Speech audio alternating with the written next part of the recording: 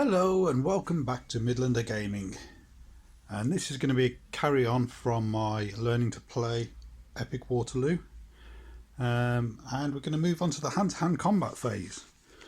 So previous two episodes went over the command phase and moving, and a few other items, and then the episode 2 was all shooting. This one is going to go over the hand-to-hand combat, which starts on page 60 of the book, and some of the rules will be what we've discussed already, especially in the shooting phase, but obviously there's some other areas which are unique to hand-to-hand combat. So hand-to-hand combat is initiated really from the command phase, whereby one of your orders you give to your units will be a move into combat with the opposing force. And that is the charge, as described in the book. So to gain combat to the enemy, it needs to be via a command and a charge into combat. So then once you're in combat, you are classed as engaged. Now there's two, I guess, terms that are used. That's engaged, that's you're essentially in base-to-base contact with the enemy. And there's also a supporting unit, and that's something that's close enough to lend a hand to the people who are fighting in melee, but they're not in base-to-base contact themselves. There's a diagram here, quite handy in the book. So we can see these are engaged units and these are supporting units, whereby they're close enough to offer, I guess, short-range combat. So we mentioned to get into combat requires a charge. Now not all units can charge, so there are some criteria that forbid you from charging. So that is shaken units, which we discussed before. So a unit that is shaken cannot charge. Units in a march column, so we'll put these guys in a march column. So that's a march column there, so they wouldn't be able to charge. Artillery units can't charge. A unit in a square can't charge. I guess it's obviously a formation that would be quite difficult to coordinate a charge from. So units in squares can't charge, and skirmishers versus a line can't charge. Or even not just a line, but attack columns and mixed units, and even a square as well. If that was a unit was a square, then these skirmishers couldn't charge. I mean, essentially there's very few things skirmishers can charge. I guess they can charge other skirmishers, for example, and they can charge buildings and things like that, but obviously they're not going to go up against a fully lined up battalion. So that's just a few exceptions to what can charge. So we'll just go over really the process of what happens when you charge. So when a unit is given the order to charge and your command check is passed to enable it to happen, there's some things to consider. So this is our unit leader of the unit that's charging. Then the unit leader's base needs to be able to see the target, enable it for it to be an actual charge that's able to happen. So for example, a building in the way, or maybe a hill or something else that's obscuring the charge. Maybe there's a combat in between. Things like that will stop the charge from going ahead. And if you remember, units carry out their orders as directly as possible. So if you ask for this to charge this and there's a big building in the way, they won't go round and charge. They will try to perform it as directly as possible. So once you've determined if you've got line of sight, obviously you need to then measure the range, and we can see obviously here there's plenty of range to make the charge. If all those criteria are good, the range and the line of sight, then you can position the charge. And the way that you position it is you try to, well, you move the leader's base first, obviously by the most direct route. So for example, if this unit was slightly at an angle, you'd be going in here because that's the shortest area. Then you would square off against the unit, and then you try and bring in as much into combat as possible. So this might mean you shuffle the units around a little bit, but it does mean that you try and maximise the frontages of the units into combat.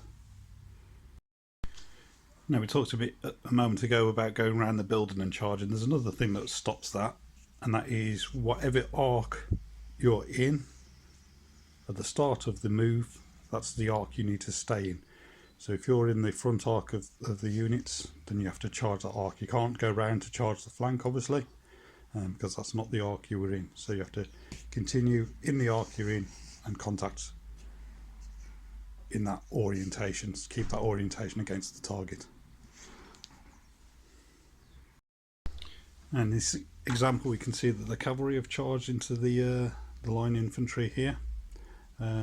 These guys want to charge, but unfortunately there's nowhere for them to go, so they're unable to charge because there's no frontage for them to attach to. So this unit wouldn't be able to charge after the cavalry had moved. So maybe that's something to be wary of, and making sure you move units in the I guess the most optimum order to make sure you're not going to block charges. Now, while we've talked about blocking charges, there are still circumstances which means you can charge more than one unit into the enemy. It's all about how big the frontages are and how small your units are that are attacking. So for example, in here we can see a large unit at the back, 5 bases strong. We've got 2 small units, so these are able to charge because they can bring all their bases to bear against the target. So both those units, if they were successful in their commands, could charge that one large unit, and we'll have the two units here in combat with the singular unit there. And that of course can work the other way, where if you had 2 smaller units quite close together like this, and it was actually the large unit that was charging, then likewise that unit could charge and capture both of these guys. The only thing to consider is both these guys will get a kind of an overwatch, I can't remember the term, but a closing fire I think it is, attack as this unit charges in. So it's something to be wary of when attacking more than one unit, that both units will get to do their closing fire. So we did discuss in our exceptions that skirmishers couldn't charge big blocks of infantry, and you know, there were some limitations. What they can do though, however, is charge artillery, other skirmishers and buildings and things like that. So skirmishers still have a part to play in combat.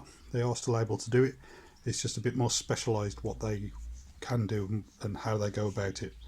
Again, with skirmishers, a bit similar to shooting. You can choose which one is going to be your leader when it comes to the charge phase, and do all the measurements and line of sight from that guy. So for example, if we chose this guy here and the charge and the command was successful, we could charge him in like this, charge this guy in like this guy in like this, and this was another skirmishing unit that I was charging here. And this guy would get as close as possible. Maybe he didn't quite have enough move, but what we would do is bring this guy in as well to ensure that all bases are in combat. So we just do that little bit of I mean, the melee is obviously a swirling mess of people running around, taking, you know, they're not so regimented like this. So we have to obviously allow for some interpretation of where people would end up. If they're physically not able to meet because of bases or some slight limitations, we have to work around those. So we've talked about charging into combat, just briefly how to go about the method. We touched on it earlier about closing fire. There are some other charge responses that can happen. And it's up to the person on the defending side to choose or have to choose the appropriate response. So say again we've got the line, the 95th Rifles here charging in. There are, let me have a look, 5 charge responses that can happen depending on certain circumstances. The first one is, and the obvious one, is just to stand, so this unit will stay still and just receive the charge. The next one is closing fire, so artillery pieces and anybody with a shooting value as such can attempt to let off fire as people approach. Then there are modifiers to that fire, because obviously as these guys are approaching, they're getting closer and closer, they're almost impossible to miss, so there will be bonuses to hit. There's also, I mean, the next one's really more to do with cavalry, so I'll just set those models up. So laying up the cavalry there, again, we've got this unit charging the cavalry. I know you wouldn't do it in reality, but just for the purposes of examples. The cavalry can do 3 responses. The first is an evade, so as these guys charge in, they can elect to evade and fall back a unit away from this. I could potentially keep these guys end up in the open and unoccupied, so it might be quite a nice trick for cavalry to do, to run away and these guys are left floundering. Skirmishers can actually do that as well, so if a line infantry were to, this line infantry here were to charge these skirmishers can elect to evade as well, to get out of combat and avoid the ensuing death that would come. There's also counter charge, so if these infantry charge the cavalry, they can counter charge and charge into the infantry as well and get the benefits associated. And then the final one is turn to face. With cavalry being so mobile, it's a lot harder to catch them off or out of position. So again, if the infantry were to charge the cavalry in the flank there, the cavalry can do a turn to face command and obviously avoid the negative impact of being charged in a flank. So just discussing those actions, that's a brief summary of those actions. We'll just go over quickly what each entails. So the turning to face, the cavalry being charged in the flank.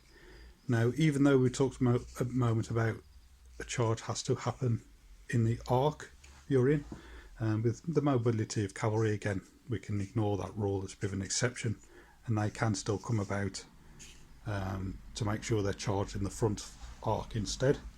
Now, they can't do this obviously if they're I think it's disordered. Yep, so they can't do it if they're disordered. So obviously if you can disorder a cavalry unit before the charge, that's obviously gonna help. You can then try and catch them in the flank. However, marauders still can. So if the cavalry have the marauder rule, they are still able to about face.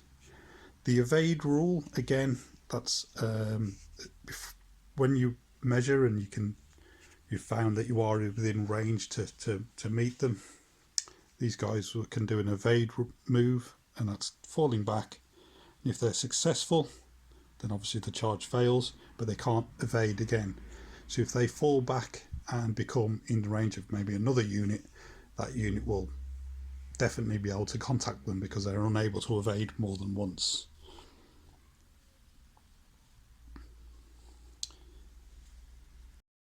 Now, to carry out the evade, obviously it's not automatic, so a command check is required. So you need to take a command test to make sure you can evade. Now, obviously the command check would be simply a notice to evade, would be the order given. And then you've got to, if issued successfully, the unit's got to move as far as possible, 1, 2 or 3 moves away from the chargers. Now, as it is an evade, you do actually get a free move. So even if you fail the command test, they are going to get 1 move. So obviously cavalry can move pretty fast. There's a good chance if it was infantry charging cavalry, which is unlikely, I know, that the cavalry will be able to outpace the infantry with 1 move, depending on how many moves the infantry have to capture or charge into the cavalry.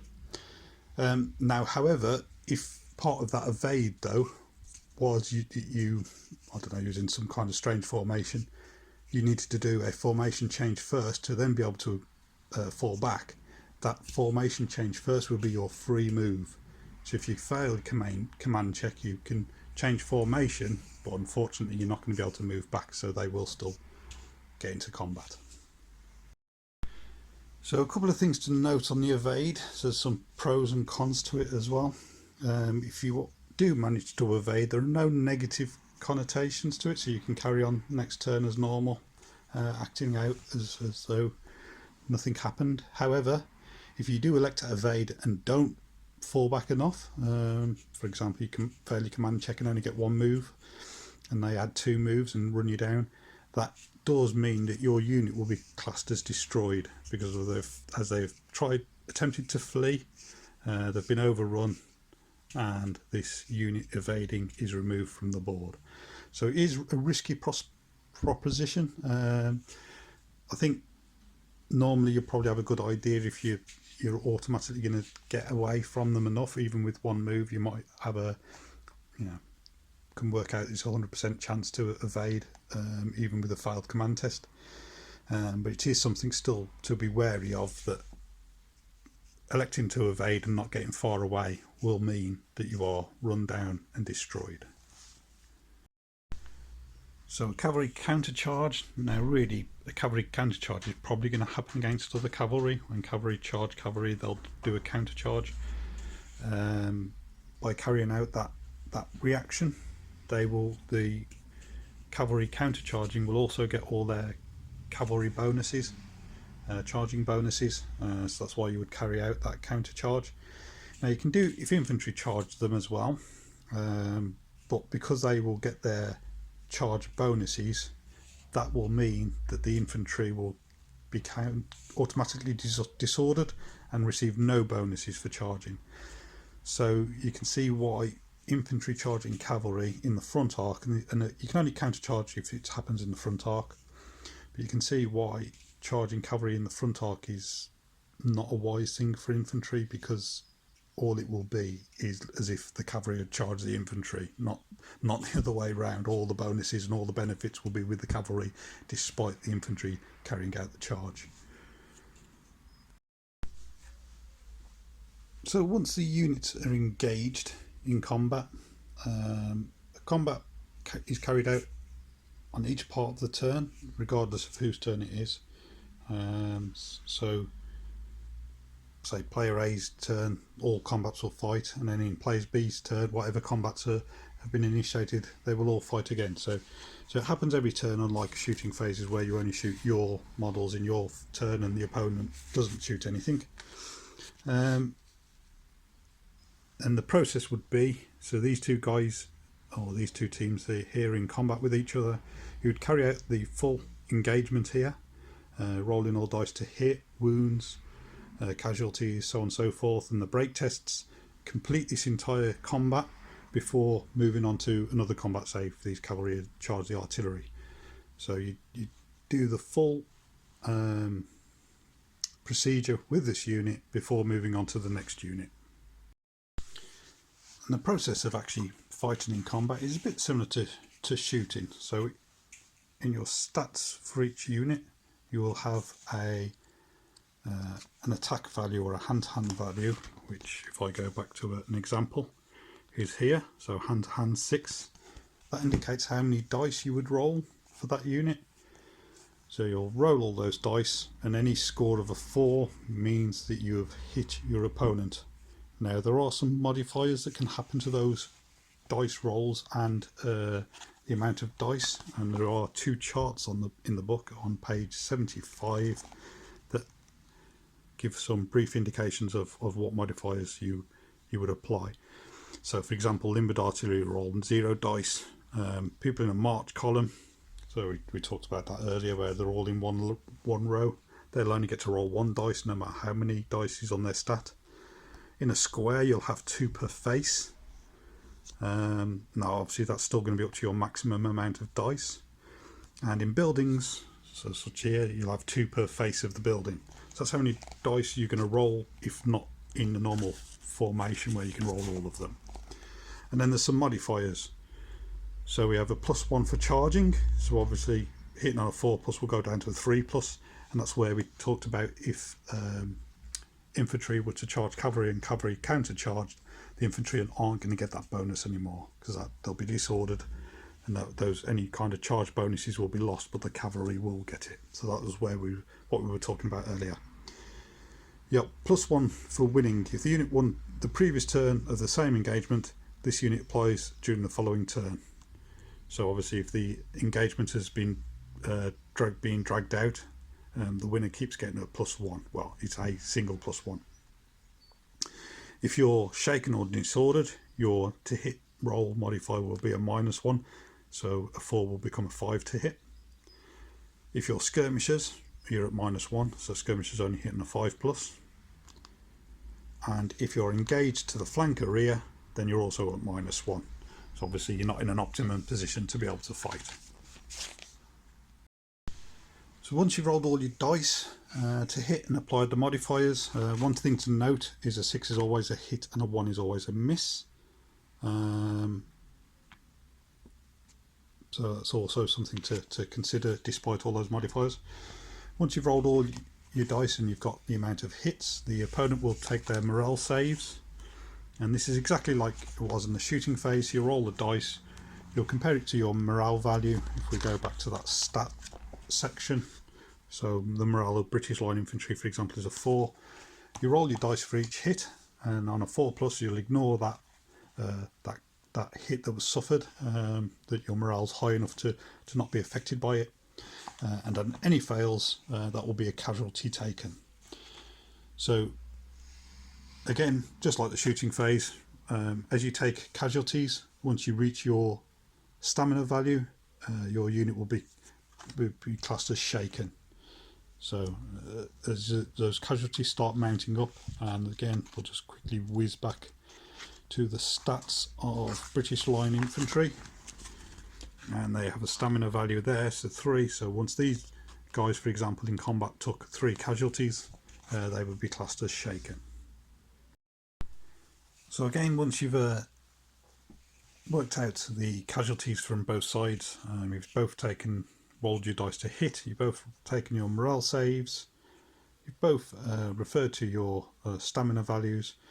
There'll obviously be a winner and a loser in the combat. The defeated unit will have to take a break test, and that's what we discussed in the shooting phase. Again, it's exactly the same test.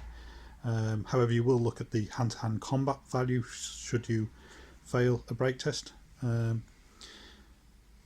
you'll take the break test anyway, just for being defeated. But if you're shaken as well, then obviously you can have some negative modifiers to that break test. And just to recap on the break test start on page 86. To give you a brief summary of when you would take a break test. But essentially, you'll take a break test. You roll 2 dice together and apply some modifiers. So excess casualties past your stamina value, for example, if you're disordered. So you roll these 2 dice, apply that modifier, and then refer to this chart to the result of your break test. And obviously we're talking about hand-to-hand combat now, so if there is a section for hand-to-hand alone, this is the section you'll refer to after your modified dice roll. So that's the process for a basic one-on-one combat. Once you're in combat, roll your to hit dice, apply your modifiers, roll your morale saves for each hit, suffer casualties. Defeated unit will take a break test, and possibly with modifiers if they're shaken, and then the result on that table of the break test will tell you whether that unit decides to flee or will hang around for another round of combat on another turn. There are then, as we discussed earlier, some extra sections to the hand-to-hand combat value which will add some extra rules and things to consider. And the first of which is supports, and this is where we talked about where you've got units that are engaged but units that are within range of the engagement that can offer support to those fighting in combat. So The supporting units, there are some exceptions to what can and can't support and who can and can't do it. So artillery units can't be supported. So over here these guys can't be supported. Skirmishing unit can't be supported. So again, if these guys are in skirmish formation, then having a unit nearby can't support them. Unit in a square formation can't be supported. Because it has no rear or side quarters. A unit in a building can't be supported, again for the same reason, it doesn't really have a front, side or flank. A unit engaged in its side or rear can't be supported, even if it is also engaged to its front. So as an example, if this unit was like this and it had a unit engaged to its flank and its front like that, so pretend those are two different units, then this unit here can't support it because of those criterias. And then it can't be supported as well if there's another combat taking place within that quarter and within 6 inches, and that's another thing to consider. You have to be within 6 inches to support a unit as well. There's another caveat, is there's some units that can't support as well, so they can't actually support other units. So units engaged in combat obviously can't support because they're busy fighting. Units in a march column again can't support because they're not in a position again to fight and carry out support. And limbered artillery can't support either. So again, it's all essentially, if you just consider anything that's not really in a position to carry out any kind of fighting, is a unit that can't support. So, I mean, what is the nature of a support one? What does it do? Essentially, for every unit that you have supporting a combat, it will give a +1. So if it's on a flank, supporting from a flank, you'll give a +1. And if it's on a rear, then it'll have a +2. So basically, I think the maximum, so the maximum is a 3 for +3 for support. 1, 2, 3.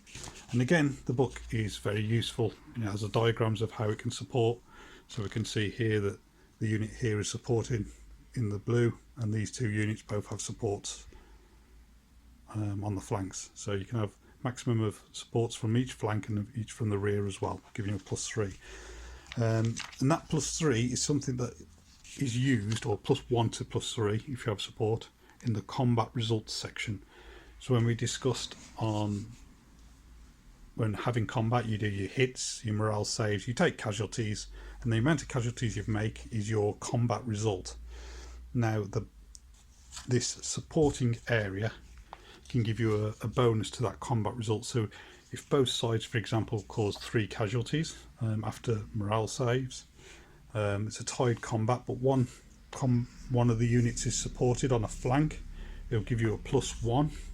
As you can see here, rear support +1, flank support +1, and you get some bonuses as well if you're fighting in occupied buildings or cavalry. That bonus, that +1 bonus from you both having sustained 3 casualties, will give you a benefit and then therefore allow you to win the combat. So once you've taken those combat results into consideration, the opponent or the person with the least amount of casualties is classed as defeated, and as we discussed earlier, they'll have to take a break test.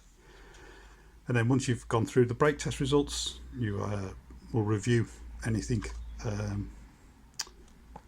labelled as after combat to decide what you want to do. Now the options you've got, obviously the break test will determine to some degree what the defeated unit will do. That will even maybe stay in combat, may fall back, may be destroyed.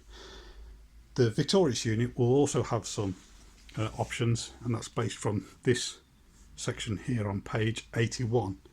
So for example, they can advance upon the retiring enemy, they can just hold position, they can change formation, so maybe it wasn't in an optimal formation, so it gives you the benefit, gives you the option now to make that change. You can do a sweeping advance, so after charging, you may have charged into combat, defeated them, wiped them out, you can carry on moving as you sweeping advance. You could fall back yourself from the fighting, so maybe you won, but you took such heavy casualties that you want to actually retire and recoup or move back into a more optimal position so you can fall back as well yourself. You can do a sweeping advance and charge a fresh enemy, so if you destroyed that unit and then it's brought in, say the not the cavalry, because I wouldn't do that, but it's brought in after killing that unit and destroying them, it's brought the artillery into range. You could do an advance, sweep and advance into the artillery and charge a new unit. And you can do the same for a building or occupy the building. So there's quite a lot the victorious unit can do as well. Now obviously if you don't defeat them and they stay locked in combat, that will be, as discussed earlier, that will be a combat you carry out in the later phase. There's also a section for draws. So if both units do end up having the same amount of casualties, then any units that are shaken must take a break test and abide by that result. So this might mean that both units end up taking a break test even though there was no overall winner. If you're both shaken, you'll have to both still take a break test. And if it's a draw and the cavalry are involved in the combat, and they're not shaken, these cavalry can automatically retire one move, and it's meant to, you know, simulate the volatile and mobile nature of cavalry, where after a charge they'll kind of fall back and ready to, I guess, charge again or reposition. So yeah, cavalry can have an automatic retire from drawn combat. One thing to note, what discussed earlier about a sweep in advance into a fresh enemy, that is only cavalry that can do that, and it can only happen after one charge, so they can't just keep sweeping advance through a whole army. So if the cavalry were to destroy an enemy on a charge, then they can sweep in advance to a fresh enemy, but it's only cavalry. So it's just one thing I just wanted to highlight because I wasn't very clear in the previous example. And that is it for the hand-to-hand combat phase. I mean, most of the rules are roughly the same as shooting, so I think it'd be quite, you know, after a few games, the fact that both processes are similar, it will help learn the game. Obviously you've just got a few nuances to each phase, you know, for example sweeping advances and fallbacks and things, but essentially it should be a lot simpler to learn, because both to hit rolls, morale saves, casualties, break tests is all the same for both shooting and combat. So that's good. So we're going to go on to, I'm going to save for another video actually. I'm going to go on the next video, go over the commanders, and we'll again just touch quickly on break tests and things, victory conditions, and I think really that's it, and then just breaking an army and objectives. We might also touch on advanced rules, but I think I'll save all that for the next video, and that will be all the rules of the book. So looking forward to finally getting through all that, and I feel like I've learned a lot as I've done this. I think acting it out on the board in front of me, it really makes it sink in better for myself. I don't know if that works for you guys as well. So what I'll do after we've gone through the next video and just gone over the kind of surplus rules and advanced rules at the end of the book, after the main core section that we've just done, I think I will play out a small battalion versus a battalion game, just myself, one player, just to again cement the rules in my head, and also just to practice how I can carry out a battle report. I have been slowly buying equipment ready to do a battle report, so this is filmed on an articulated arm that I keep knocking, so it's a bit wobbly, sorry guys. As such. So hopefully, yeah, I'll have some more equipment coming soon, in time to film a battle report, and that's why I've not done one yet, because I'm not in a position to film it to what I would like to be for results. But that's what we'll do after the next learning episodes. So I hope you're enjoying the videos. If you are, please think about liking and subscribing. For everyone who has subscribed, and it's almost 300 of you now, I'm absolutely stoked. Thank you very much. It's really helped me see that people are into this game and want to learn more and I'm grateful people want to learn with me. So yeah, just it's free and very fast to subscribe, and if you do, it means next time I release a video you'll get a notification as soon as it's out. So thanks for joining me, and I'll see you in the next episode. Take care and bye bye for now.